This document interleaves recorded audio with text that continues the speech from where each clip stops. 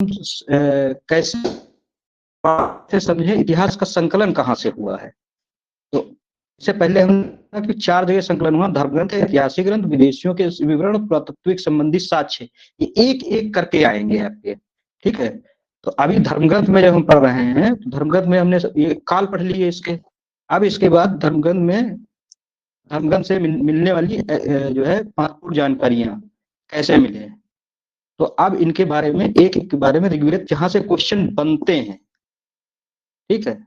अभी जब तक जितना हमने बताया है, वो सिर्फ समझने के लिए क्वेश्चन नहीं बनते हैं। क्वेश्चन यही बस इतना ही बनता है कि ऐतिहासिक काल कौन सा होता है, प्रागैतिहासिक। तो ऐतिहासिक काल वो होता है जिसके लिखित साक्ष्य हैं, जिसमें मोहरे जो है लिखित जो पढ़े जा चुके हैं। हालांकि मोहरे तो हड़प्पा में भी मिली थी, लेकिन वो पढ़ी नहीं गई है, ठीक है? मोहरे हैं, शिलालेख हैं, जैसे मौर्य काल के शिलालेख हैं, और या फिर जो है इसी तरह का। और प्रागैतिहासिक काल जो है, जो लिखित रूप में उपलब्ध नहीं है, सिर्फ अनुमान लगाया गया है कि अगर यहाँ जौ के दाने मिले हैं तो इसका मतलब खेती होती थी, ठीक है? लेकिन उसका कहीं लिखित नहीं मिला है, कहीं किसी तरह के शिलापट पे लिखित मिला है, या कहीं किताबों में लिखित कहीं जो है पांडुलिपि मिली है कि यहाँ पे जो है जौ होता था, या यहाँ पे लोहे से औजार बनाए जाते थे। वो सिर्फ एक अंदाजा है, क्योंकि उस तरह के औजार मिले हैं, ठीक। अब हम पढ़ेंगे इन ग्रंथों के बारे में एक-एक करके। तो वेद से जो क्वेश्चन बनते हैं, पहली बात वेद है। वेद जो है, वेद 4 वेद है, जो कि आप जानते ही हैं, ठीक। ऋग्वेद, यजुर्वेद, सामवेद बनते हैं। इसके जो संकलन करता है कृष्णद्वैपायन, इनको वेदव्यास के नाम से भी जाना जाता है, ठीक। और यहीं से वसुधैव कुटुंबकम का, अगर ये थोड़ा टिक कर लीजिए, वसुधैव पूछा जाएगा कि वसुधैव कुटुंबकम कहाँ से लिया गया है, तो वसुधैव कुटुंबकम जो है यहीं से लिया गया है, ऋग्वेद से ही लिया गया है।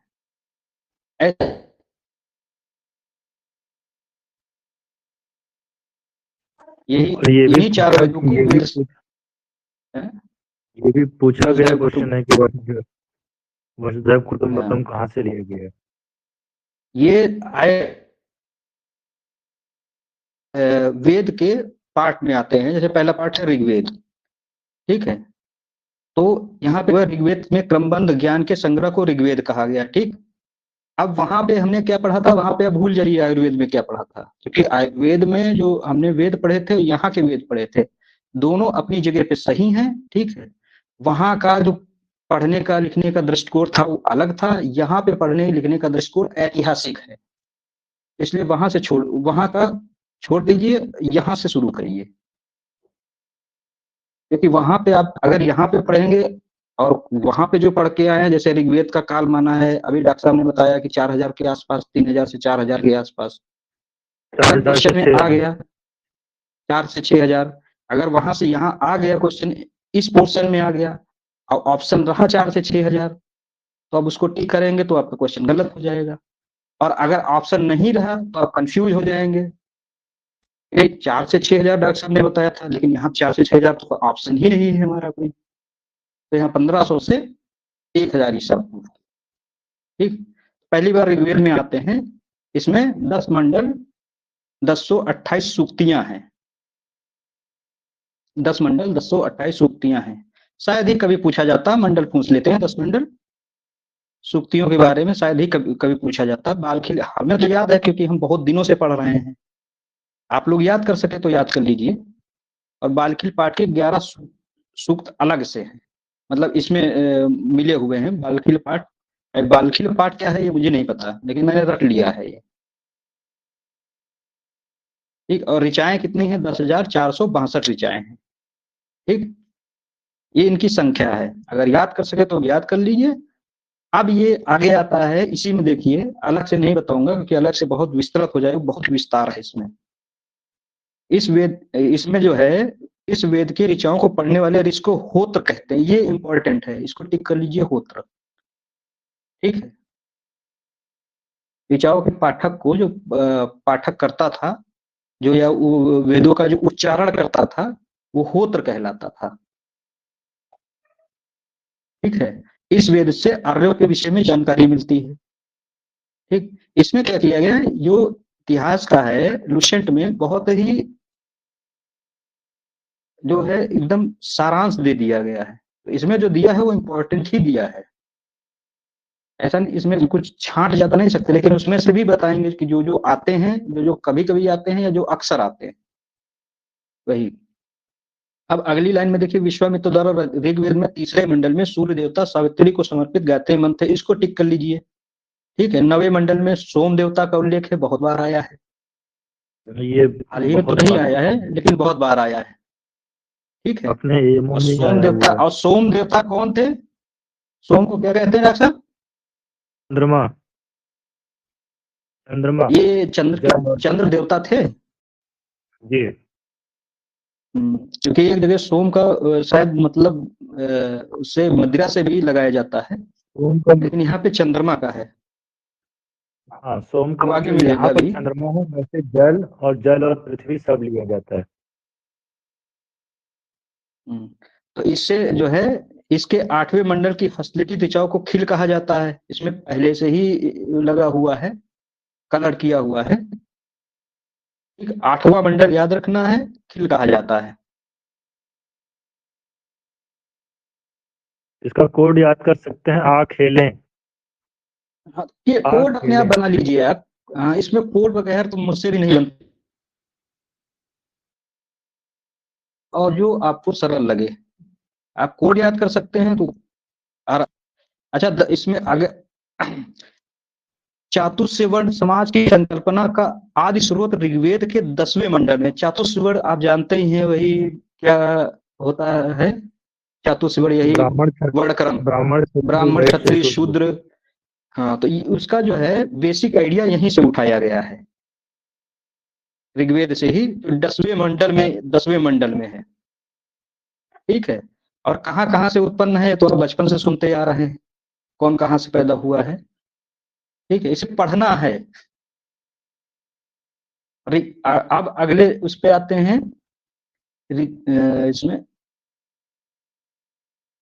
आपके उसमें होगा ऋग्वेद, ऋग्वेद के कई परिच्छेदों में प्रयुक्त अधन्य शब्द गाय को कहा गया है। अक्सर इसमें दिख रहा है कहीं पे? नहीं दिख रहा। अच्छा, लिखिए अगन्या कहा गया है इसको। ठीक है, गाय को अगन्या कहा गया, ये पूछा जाता है, इंपॉर्टेंट है। अगन्या का मतलब जिसका वध नहीं किया जा सकता, मारना वर्जित है, गाय, गाय को कहा गया है।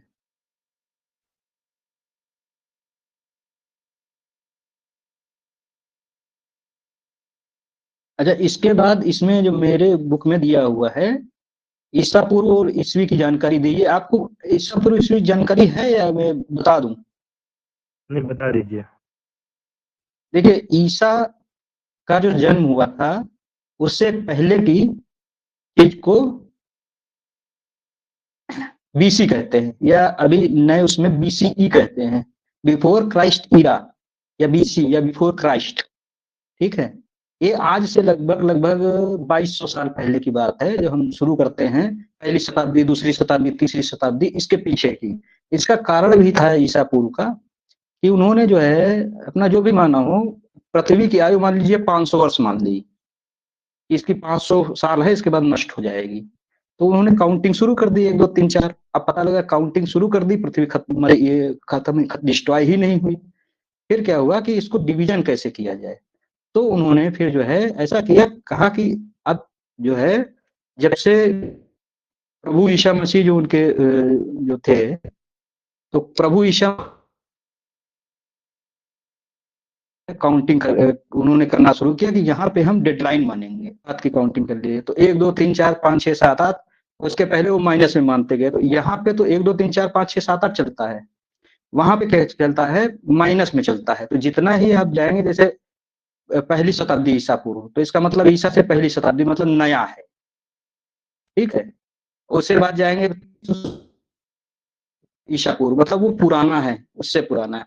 अभी क्या है, अभी अगर कह दे 2000 शताब्दी ईसा एडी, ठीक है, ईसा पहले, तो अभी क्या है, अभी नया 2000 है, पुराना जो है वो पहली शताब्दी है। लेकिन वहां पे पहली शताब्दी नहीं, ईसा पूर्व पहली शताब्दी जो है नई है, और उसके पीछे का पुराना है। जस्ट ईसा पूर्व 1 2 3 4 5 6 क्रम में चलता है, उधर उल्टा चलता है। ठीक। जी। तो अब यहाँ पे थोड़ा सा आप डिवीजन उसको लिख लिए, ताकि आपको जो है इसमें लिखा हुआ है साफ, ईसा पूर्व के वर्षों की गिनती उल्टी दिशा में होती है। जैसा कि मैंने अभी बताया, अगर पढ़ लेंगे आप तो समझ में आ जाएगा। जैसे महात्मा बुद्ध का जन्म जो है 563 ईसा पूर्व हुआ, और मृत्यु 483 ईसा पूर्व। अब यहाँ पे कंफ्यूजन, कभी कभी कंफ्यूजन होता था जब हम लोग छोटे थे, 563 में कैसे जन्म हो गया, 483 में कैसे मृत्यु हो, 483 छोटा है, 563 बड़ा है। ठीक है, तो इसको ध्यान में रखते हुए आप जो है आगे, हालांकि ये चीजें पता है सभी को पता होती हैं, लेकिन फिर भी मैंने कर दिया। और एडी का मतलब होता है, इसमें दिया है एनो डोमिनी, जिसका शाब्दिक अर्थ है in the year of Lord Jesus Christ. ठीक, इससे आपको मतलब नहीं, कभी नहीं पूछा जाएगा। बस ये सिंपल समझने के लिए है, इसके बिना इतिहास को समझना बड़ा थोड़ा टफ पड़ेगा, आपको को रिलेट नहीं कर पाएंगे। अब यहाँ पे आया है जो आप दिखा रहे डॉक्टर साहब, ऊपर देखिएगा यहाँ पे, देखिए वामनावतार के 3 पगों में का आख्यान प्राचीनतम स्रोत ऋग्वेद है। ठीक है, ये कभी क्वेश्चन पूछा नहीं गया है, लेकिन आप अगर एक बार पढ़ लेंगे तो आपको रहेगा, मान लीजिए कभी आ गया, शायद ही कभी आया। ठीक है, अगली लाइन में है, ऋग्वेद में इंद्र के लिए 250, अग्नि के लिए 200 ऋचाओं की रचना की गई है। ठीक है, अभी मैं आपको थोड़ा और लिखा रहा हूं, इसमें थोड़ा सा नोट कर लीजिएगा इसका कुछ, अपनी नोट से दे रहा हूं आपको। कहाँ चला गया, हाँ लिखिए, ऋग्वेद में ऋग्वैदिक कालीन महत्वपूर्ण शब्द और उनका उल्लेख कितनी बार, कौन शब्द उल्लेख में आया है, ये पूछा जाता है, इसलिए मैं दिखा रहा हूँ। ठीक, सबसे ज्यादा पिता आया है 335 बार। ठीक, 335 335 बार पिता शब्द का उल्लेख हुआ है।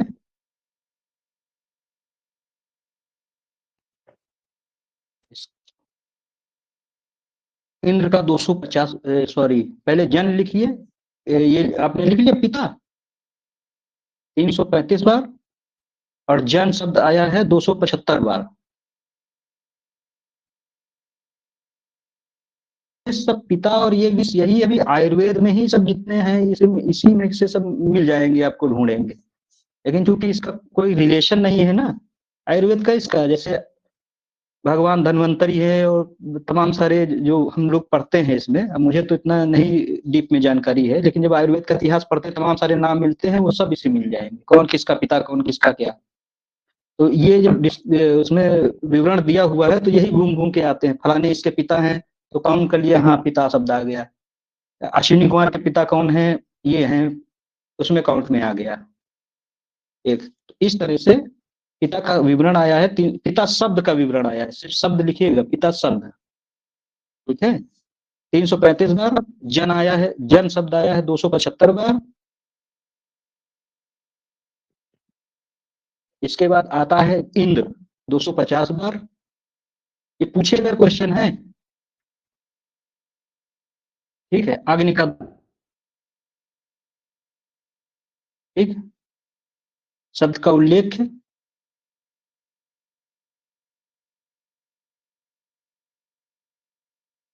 ठीक है, अब इसके बाद हाँ इसी के बीच में लिख लिया, थोड़ा गड़बड़ हो गया यहाँ पे उसमें क्रम में, माता का 234 बार। ठीक है, माता का 234 बार आया है, और एक आता है ग्राम, जो कि पूछा जाता है, ग्राम का 13 बार आया है, एक दो बार पूछा गया है, उतना ही दिखाएंगे पूछा जाता है। और इसके अतिरिक्त जाए, चाहिए इसको अगर याद कर सके तो लिस्ट है मेरे पास पुराने। लिस्ट आप कृपया मुझे भेज दीजिएगा तो ग्रुप में डाल दिया जाएगा। हाँ, लिस्ट में डाल दूंगा, भेज दूंगा आपको। राष्ट्र का आया है 10 बार। किसका? राष्ट्र, देश, राष्ट्र 10 बार। सभा 8 बार। सीमित, ये आपको आगे बताएंगे अभी सभा सीमित क्या होती थी। ठीक। समिति कितनी बार आया है? विदत, समिति आया है 9 बार, 9 टाइम्स। और विदत आया है 122 टाइम्स।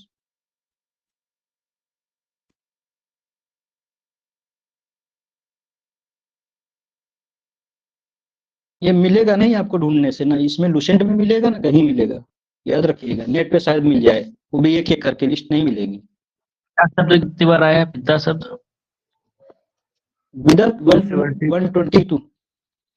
इसका विदत का 122 बार। पिता शब्द पिता का सब ये याद रखिए, पिता का 335 बार। पिता का ऐसा पूछे, इस तरह भी क्वेश्चन पूछ सकते हैं कि निम्न में से कौन सा शब्द सबसे ज्यादा बार आया है। ठीक है, इसीलिए मैं जो है पहली शुरुआत में क्रम से लिखा दिया। आप क्रम अपने आप एडजस्ट कर लीजिएगा अपने पास से, क्योंकि मैं इंपॉर्टेंट लिखा रहा हूं तो बीच में छूट भी रहा है। ठीक है, और इन्हीं से कोई, हाँ, सबसे ज्यादा पिता आया है। उसके बाद आपका आया है जन आया है। ठीक है, उसके बाद आया है इंद्र। ठीक,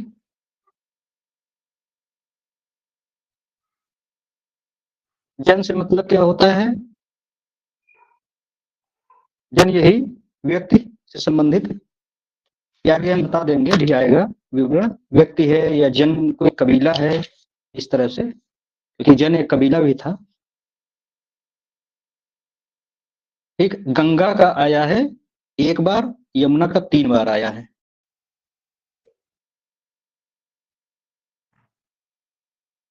पृथ्वी का 1 बार आया है, यमुना 3, पृथ्वी 1। सोम का 144, और राजा का 1 बार। सोम 144, राजा 1 बार। ठीक है, एक और लिख लीजिए जो इंपॉर्टेंट है, गण 46। क्योंकि चूंकि ये जो गण इसलिए इंपॉर्टेंट है क्योंकि जो ये जो चीजें थी, ये इनको क्या कहते हैं, गणराज्य थे, ऐसा माना जाता है। गणराज्य का मतलब जैसे गणतंत्र, एक तरह से कि सभी को बराबर का मौका दिया जाता था। सभा सीमित विदत जो हमने लिखाई है आपको, ग्राम सभा सीमित विदत, एक सभाएं थी जिनके माध्यम से प्रशासन चलता था। ठीक है, जैसे आजकल मंत्रालय होते हैं, ये उनके मंत्रालय थे। मंत्रालय से ये या लोकसभा राज्यसभा तरह के। इसमें क्या है, शब्दों से ज्यादा आता है फलाना शब्द कौन था, और कुछ गहराई से नहीं। अब आ जाइए इस पे, यहाँ पे। ठीक,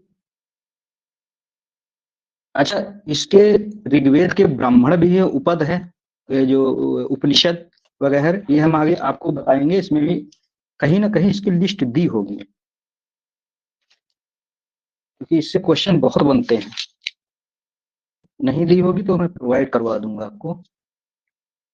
जैसे हम लोगों ने जो आयुर्वेद में याद किया था ब्राह्मण ग्रंथ, क्या वो गलत थे क्या? वो कम, नहीं सही थे, वो सही थे, लेकिन वो कम थे।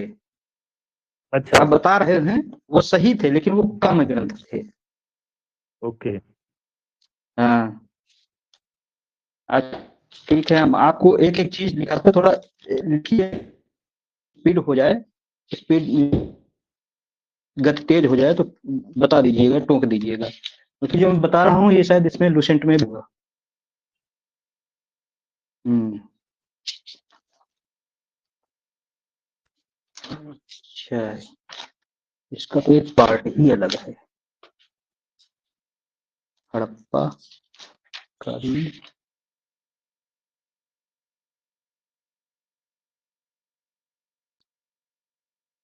अच्छा, एक ठीक है, मैं क्रम से लिखा दूं, ज्यादा ठीक है। जो समानता है, ईरानी ग्रंथ जेंद अवेस्ता से है। लिख लीजिए, जेंद अवेस्ता, जिनको जेंद ईरानी ग्रंथ है, जिस तरह अपना ऋग्वेद है उसी तरह उनका ग्रंथ है जेंद अवेस्ता। इससे जो है सिमिलरिटी मानी जाती है उसकी। कभी कभी कोई लोग मानते हैं कि जेंद अवेस्ता जो है से ही ऋग्वेद लिया गया है, और कोई लोग ये मानते हैं कि हमारे यहाँ ऋग्वेद से जेंद अवेस्ता लिया गया है।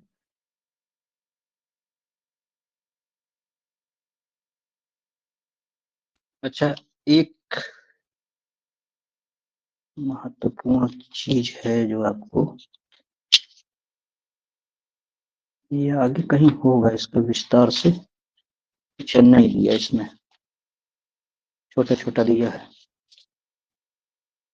दर्शन बस वज्य चौंदो काली बंगन। देखिए, इतिहास बहुत बड़ा सब्जेक्ट है, थोड़ा टाइम लगेगा आपको समझने में और याद करने में भी। ठीक है। अच्छा, आप एक चीज और लिख लीजिए, नोट कर लीजिए इसको। ठीक है। ऋग्वेद में कितने मंडल थे? 10। 10 मंडल। अगर आपको पहले से पता है तो हमें बता दीजिए कि इसको हम छोड़ देंगे। ठीक है। नहीं नहीं, आप बताते इनके रहिए। रचयिता, हाँ, इनके रचयिता कौन थे ये आपको बोलिए। इसमें नहीं दिया है, मैंने देख लिया, दिया होता तो मैं ठीक करवा देता, इसीलिए लिखवाना। आप लोग पता हो तो बताइए, मैं छोड़ देता हूँ इसको आगे। इसे क्वेश्चन नहीं नहीं, आप पूछते बता हैं दीजिए। इसलिए मैं बता रहा हूँ। अच्छा, ठीक जी। है, लिखिए प्रथम मंडल। प्रथम मंडल अनेक ऋषि। ठीक है, डॉक्टर साहब ने उस दिन बताया था, शायद कोई पौलमी करके थे, वो बताया था इसमें, जब ऋग्वेद वो पढ़ा रहे थे उसमें, तो पौलमी बता रहे थे। ये मेरे लिए भी नया था, क्योंकि मैंने हमेशा अनेक ऋषि पढ़ा हुआ है। आयुर्वेद का इतिहास जब पढ़ा रहे थे उसमें, जी जी। पुराने नोट्स में होगा इसमें, लेकिन यहाँ पे अनेक ऋषि लगाना है, पौलमी नहीं लगाना है। थोड़ा और स्पीड में। सर ये अनेक ऋषि प्रथम ग्रहस्थ मंडल में मद, प्रथम मंडल में तो अनेक ऋषि, एक किसी एक का लिखा हुआ नहीं मानते, अनेक ऋषि, एक से अधिक। द्वितीय मंडल में है ग्रहस्थ मद। गृहस्य। ग्रह ग्रत्समद, ग्रत्समद, ग्रत्समद, ग्रत्समद। जो रा है वो नीचे वाली लगाइए, वो ग्रह वाली, ग्रत्समद। ग्रह मतलब घर वाली रा। अच्छा, गृह। हाँ हाँ, जी। बिल्कुल सही, यही है। तृतीय मंडल के हैं विश्वामित्र। ठीक है, तृतीय मंडल में इंपॉर्टेंट भी आपने पढ़ाया, अभी गायत्री मंत्र जो है रचा गया है। ठीक। चतुर्थ मंडल के है वामदेव। ठीक। और पंचम मंडल के है आत्रि, अत्रि। ये सब वही आ रहे हैं जो अपने इसमें इतिहास, आयुर्वेद के इतिहास में थे। आयुर्वेद वाले। जी अ, षष्ठम मंडल में है भारद्वाज, जिनको आप ऋषि भारद्वाज कहते हैं, जी। जी। भारद्वाज। अ, सप्तम मंडल में है वशिष्ठ। अष्टम मंडल या खिल मंडल। ठीक है, अष्टम मंडल को खिल मंडल भी कहते हैं। नहीं, पहले अष्टम मंडल फिर खिल मंडल। ठीक है, या अष्टम मंडल या खिल मंडल। इसमें जो है कंड व अंगिरा। कण, अंगिरा, कण्व।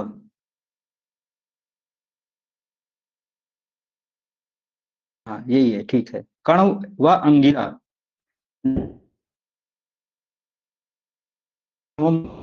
का दूसरा नाम पावमान मंडल है। किसका नाम दूसरा है? पावमान मंडल, पावमान।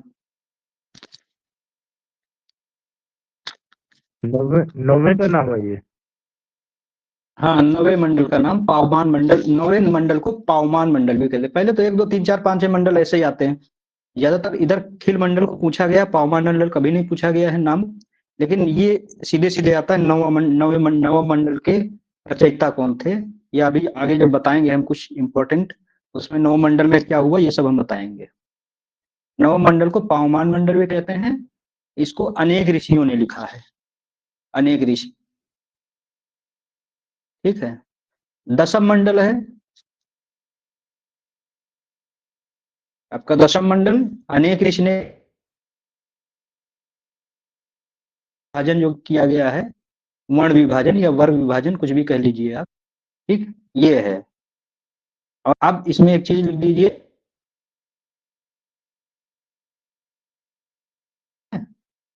इसको गोत्र मंडल, ऋषि मंडल या वंश मंडल कहते हैं।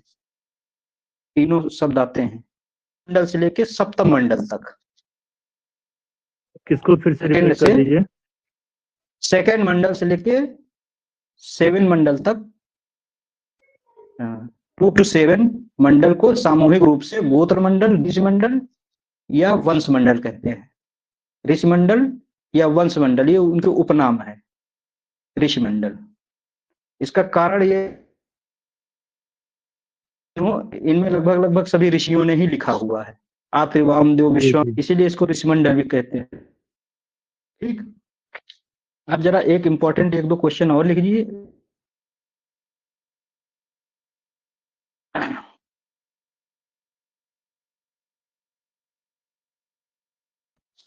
अलग से दिया हुआ है क्या?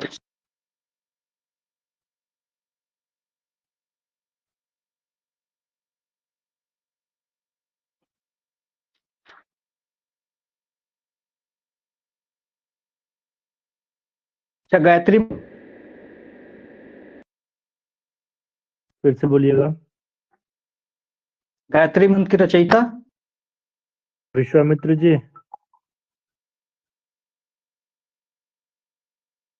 ये किस मंडल